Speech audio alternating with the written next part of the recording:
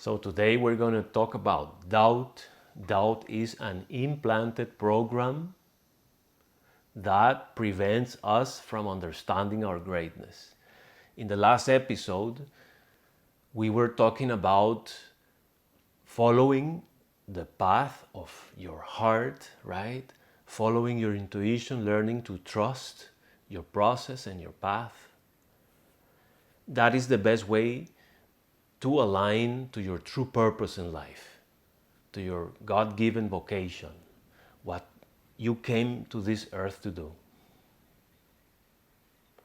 But to many, I suppose, this can sound simply very fluffy and very, sounds good, but what do you really mean? Or can you give me something more?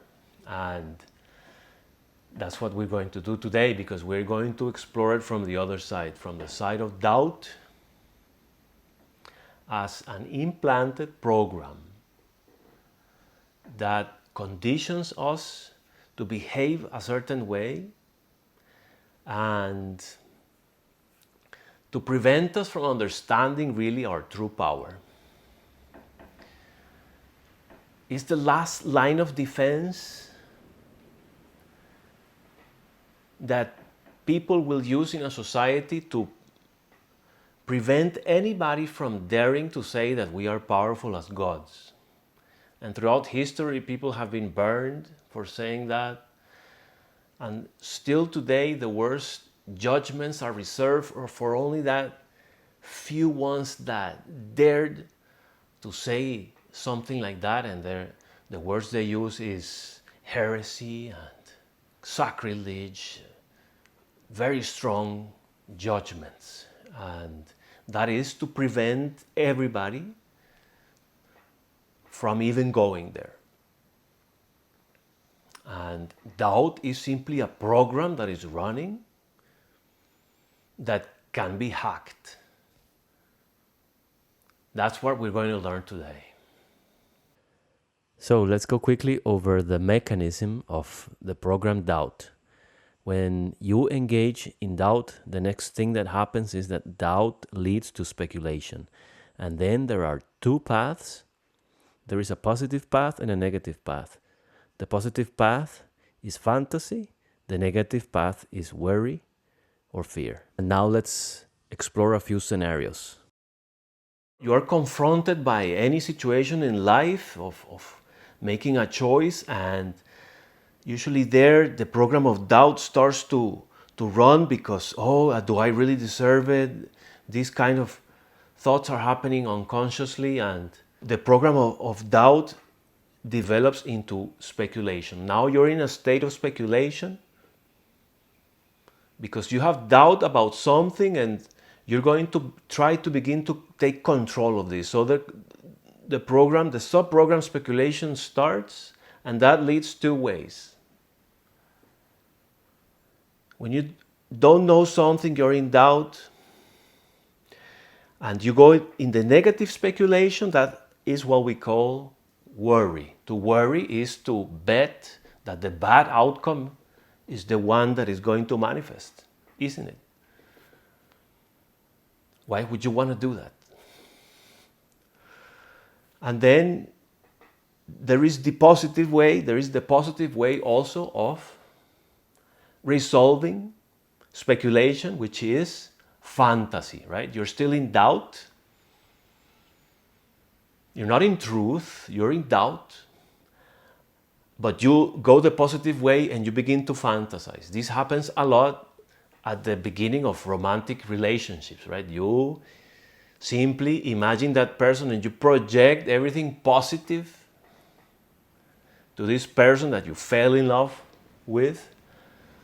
And it doesn't matter, you don't even know this person very well, but you already are so deep in love because in your head you're making them exactly as you want them.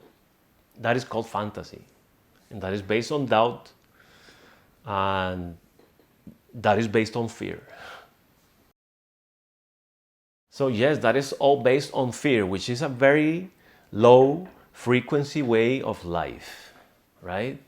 To stick in the doubt, to let those programs run, to be on the side of fear when there is actually always choice. So instead of being on the side of fear, we exercise our choice to be in the side of light.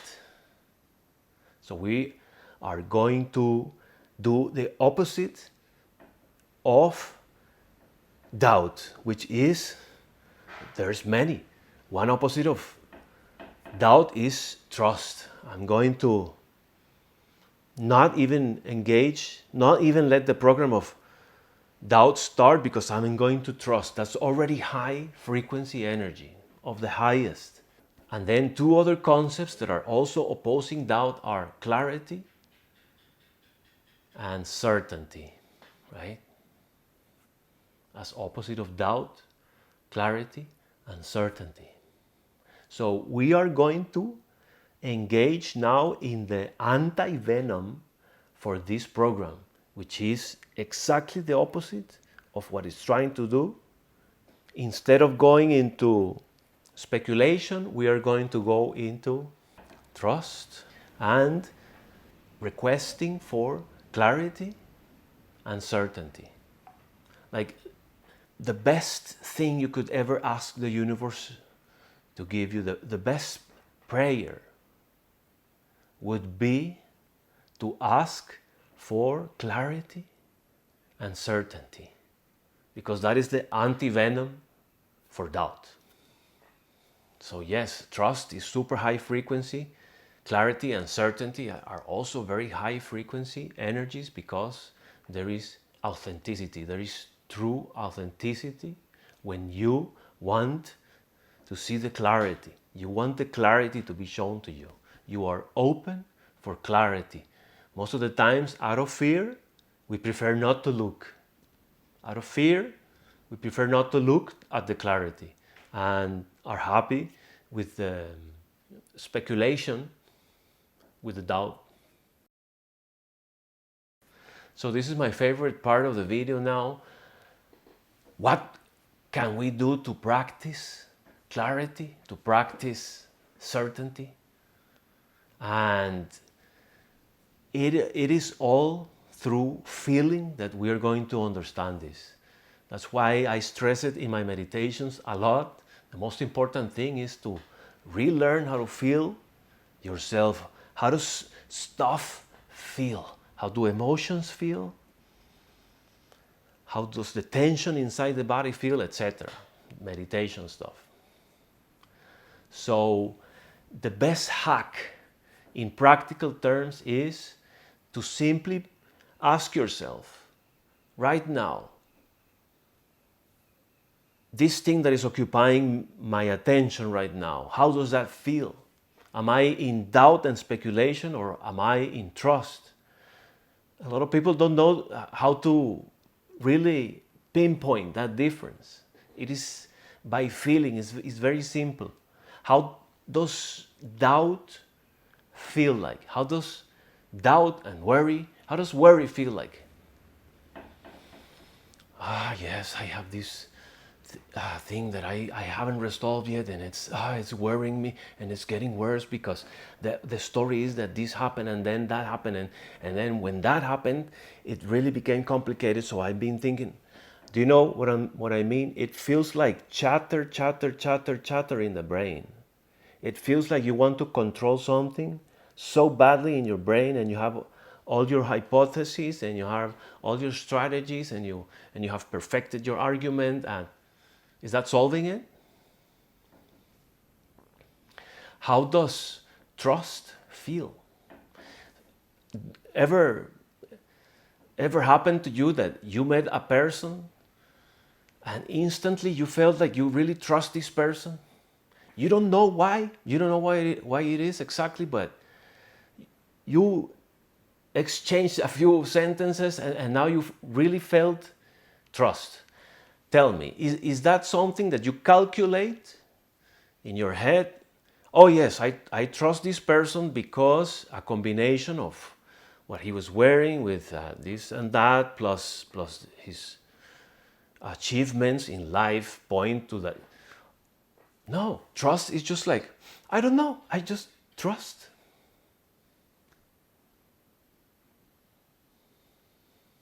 So train yourself to ask yourself, how does it feel? Does it feel like I'm a lot in my head in blah blah blah and chatty, or does it feel like something intuitive? That's following intuition. So how does uncertainty feel like, right? Sometimes uncertainty is also a type of doubt, or is it?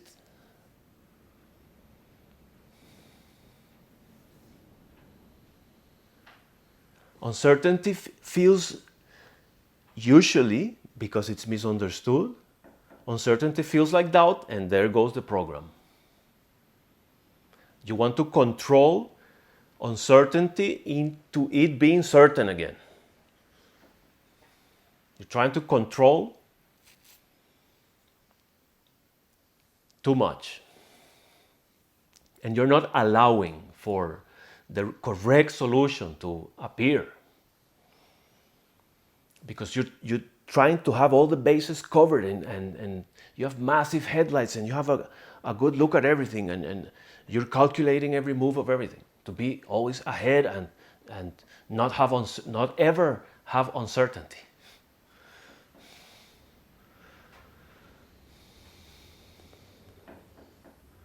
No, the invitation is the higher path, right? The path of intuition, trust, and allowing the uncertainty. So how to deal with uncertainty? Don't let it turn into doubt.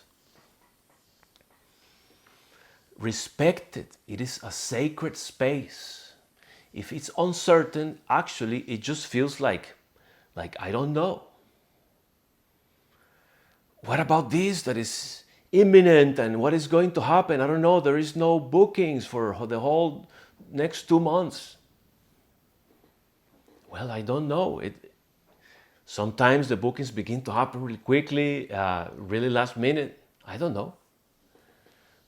But I don't worry. I engage in respecting the uncertainty, and then out of that respect of that sacred space, clarity arises. And now you know what to do. I need to do this. Clarity turns into action, whereas doubt usually stuckness. So begin to feel these concepts, feel them. How does being stuck feel like? How does being called for action feel like? Yes, because that's trust. It's not a calculation. It's not an argument. It's not a belief. It's an energetic impulse of action. That's what it feels like. That's what you follow. So, when uncertainty comes, number one, do what you know you need to do, right? It's like I was saying in a previous video, I always know what I need to do today and tomorrow, and maybe the next day. For 3 days, I know pretty well what I need to do. It's not complicated. I need to do this. I know. Okay, that's enough. That gives you 3 days to know with very high certainty and clarity what you need to do in the following 3 days, and so on. Do what you need to do, and then rest. How about rest? Meditate. Go on walks. Breathe some clean air. Go in the sunlight. Ground yourself. And then at just the right moment, clarity and certainty arise.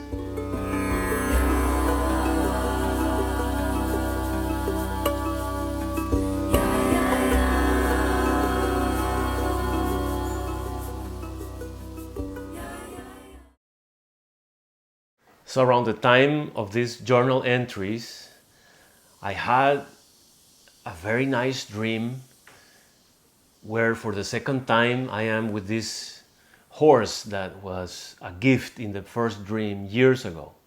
I talk about it, I think, in episode 2. So this time I am with the horse and I am being shown how to ride it properly. And it feels nice. The meaning was a continuation of the meaning of the first dream, which was the gift of the understanding of trust, relax, and surrender. That is in episode 2. If you haven't seen it, you can go watch it. And now it's just that those ideas are really beginning to mature, to really integrate. And this hacking the Tao program, that is pretty good. That will get you out of negative cycles and propel you to your destiny. Yeah. So if you like this content, make sure to subscribe, give a thumbs up, because this content is extremely anti-algorithm, right? Because there's no controversy, there is no triggering, there is no wanting to just engage in luge by doing exaggerated things. This is simply the truth. So the algorithms tend to totally ignore it. So let's go against that by subscribing, giving likes, commenting what you think about all of this that I'm doing. All right, see you. Bye-bye.